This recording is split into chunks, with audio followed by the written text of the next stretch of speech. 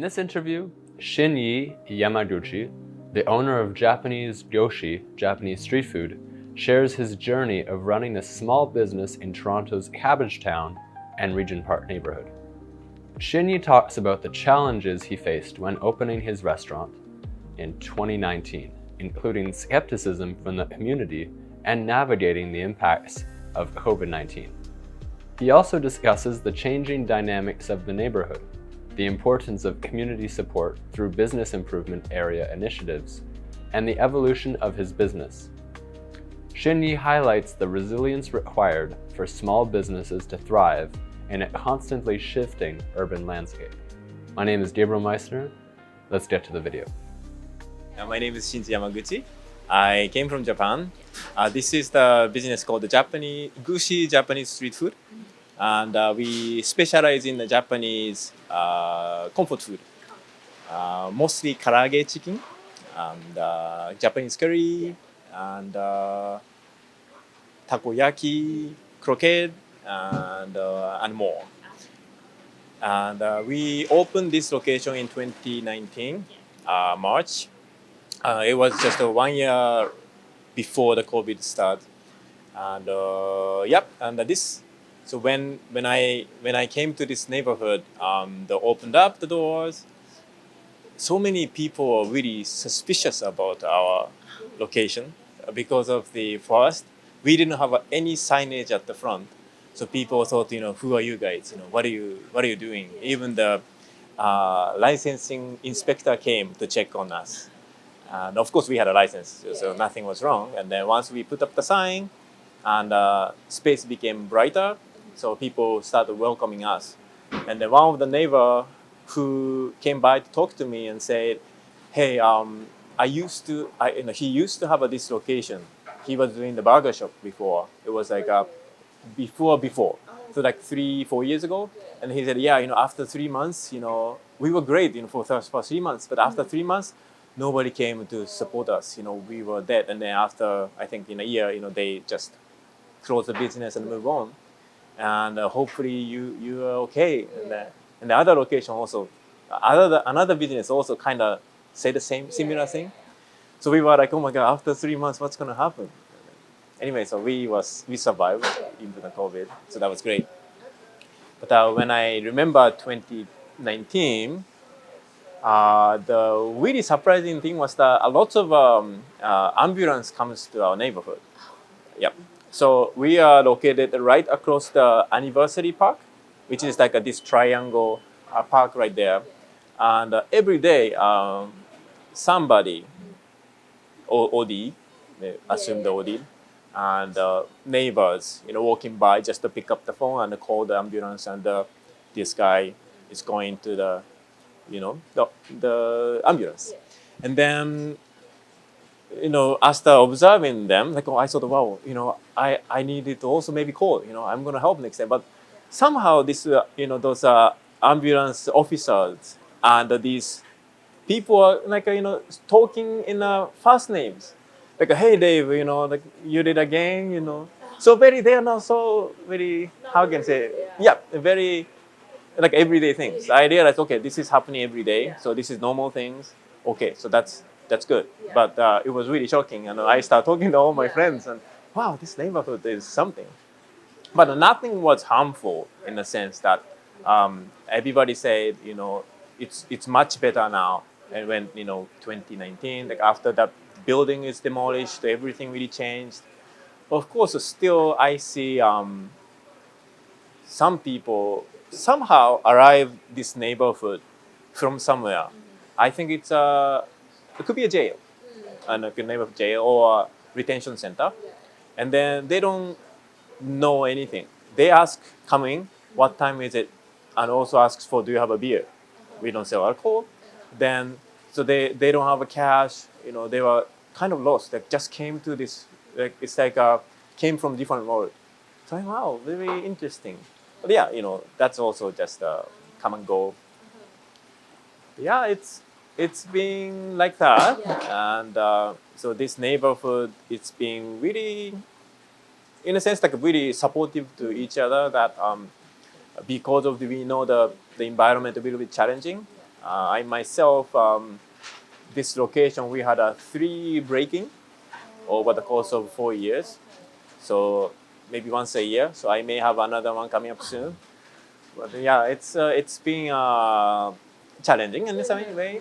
But so the first location we had was in Dundas and Bathurst, which is like a more west side near the Kensington Market, Chinatown area, and we pretty much wanted to cover east and west. So our more our choice was, okay, maybe we can see a little bit east side of Toronto so that we can also offer to the east side audience. So that was the motive.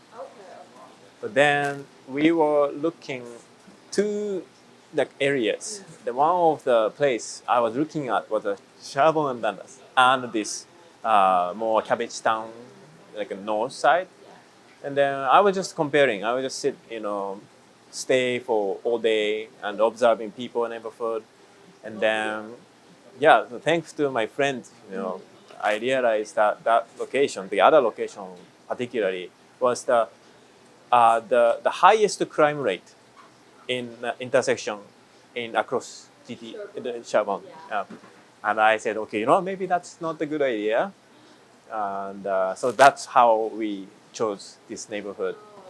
Well, I do not live in the neighborhood, but I do go to the coffee shop in the morning, and then I kind of make friends in the neighborhood coffee shop, and he's someone I talk to, and he comes by pretty much once a week, and we do a chit chat, and then I hear all the gossips of the neighborhoods, and he's been really helpful, communicating with neighborhoods. Hey, this place is good, and so I see same faces going to the cafe, and I see all the customers, and they say hello, and they come back here, and then lunchtime and dinner time I see the same face. So from that, I see neighbors are coming to. Recently, I see more Indian customers. I think from the many start traveling to Toronto, and also the many students, not just as a customer, they are also looking for the job too. So I start seeing many. It's royal for us. I believe that it's just I think occupational situations that changes every year or two. So when customer comes in the first time, we usually see the next day or next other day coming back ordering the same food. So that's how we start knowing even the first name. But sometimes they tell because of the job situation we have to move out, or wife is coming to the town and I won't be coming here as much, or so in the circumstance changes, they go to another city or different neighborhood. But in a sense, I think many comes as a regular. For one thing is so we are part of the Cabbage Town BIA, and so from that I see faces that support, and also trying to from that, yes, those administrative support is there too, and also there's many voices there like policing, more policing in the neighborhood and trying to clean up the neighborhood. So those are implemented, and also the how can I say, the people on the street kind of cares if there's people in needs. Yes, sometimes we just want to ignore, but I see people say do you need help, and do you need to call, and then so it's like little things, but those I see support. Walking through Kensington Market to go to the grocery shopping, and it's also really unique that Kensington has a unique environment that really everybody's close. Everybody knows each other, and everybody's working there. So it was really like home, or like really a village type of mentality. But I know that over the years, I don't know, maybe the phrase called urbanizing the space, that many like a bigger retail came in, and those community feel kind of disappeared. It's really difficult to survive as like a small shop. So in the sense that maybe still there is, but I stopped going in the neighborhood. More, more weed shop, cannabis shops, and it became more. I mean, it's really difficult to survive with like smaller businesses. More, it became like corporations going in, offering the bigger market. These locations, I do not see much.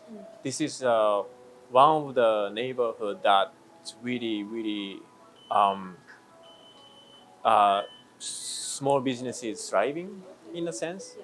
Um, well, I don't know much of let's say the Danfoss neighborhood. I hear that's what's happening. Um, I know it's probably not the topic here, but let me say a little bit. So my friends are in the neighborhood there, and they are concerned in the Danfoss, like Greek town and Danfoss area. Yes, it was really nice, kind of small village type of mood before, and over the course of years now, only big businesses comes in, and so it doesn't feel like a homey or like small business town anymore. And then that's of course the rent got higher, and not many business can survive. So it became boring city. That's what I heard. But here still, I don't think many major businesses strive here. I One of the story I heard was that Starbucks couldn't even survive because of the in Cabbage Town, not the Regent Park side, but and the story was that like across the street there's a jet fuel, the coffee shop. It was just much stronger following, and so I think it didn't make sense for them, and they moved. And in a sense, so this neighborhood has a little bit of character. Mhm. Of course, it is challenges. Yeah. So we are categorized as just like fried chicken business, and I started seeing all the ads of Popeyes. Yeah. In like I felt like my neighborhood. Like they opened up across my store in the Kensington Market, and I start seeing on the bus sign, and okay, they are gonna open, and even the one of the friend who not a friend but a colleague, kind of acquaintance, wanted to open the Popeyes across the street where now it's a Blondie's Pizza. He wanted to open the Popeyes there, so I was like, wow, this is a little bit scary, but so they were really, I think, an expansion phase. In the end, what happened was that the Popeye didn't open, but Church's Chicken opened on the instead of the Tim Hortons over there, and all of the Kensington Market neighborhood that also opened up in our neighborhood too. So I think it's not just there; it's everywhere, going everywhere.